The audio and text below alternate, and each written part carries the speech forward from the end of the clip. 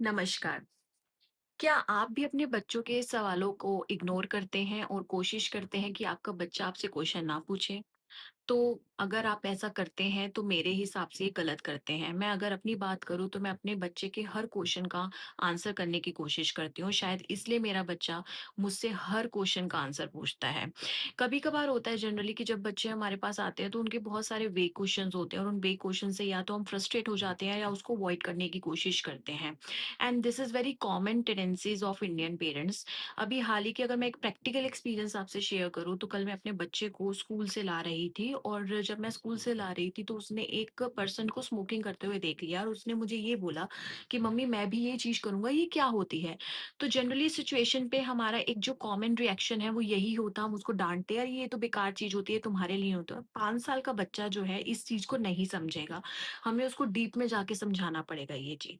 तो मैं थोड़ी-सी रुकी और मैंने फिर उसको समझाया कि ये स्मोकिंग होता क्या है और क्या इसके बैड इफ़ेक्ट्स होते हैं और ये चीज़ हमें क्यों नहीं करनी चाहिए।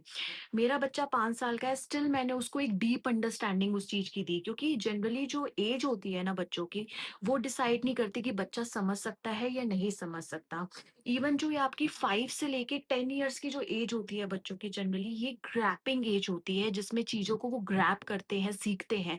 तो this is very golden phase of your child कि जहाँ पर आप उनको सही और गलत में एक डिफरेंशिएशन समझा सको।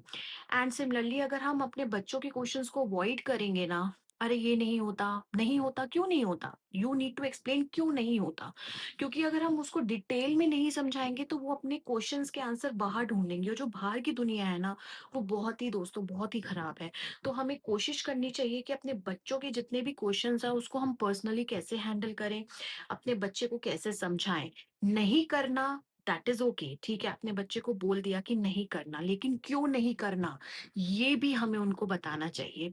तो प्लीज़ अंडरस्टैंड, नहीं करना बहुत अच्छी बात है, लेकिन क्यों नहीं करना भी हमें अपने बच्चों को एक्सप्लेन करना चाहिए। चाहे वो 5 साल का हो, 6 साल का हो, 7 साल का हो।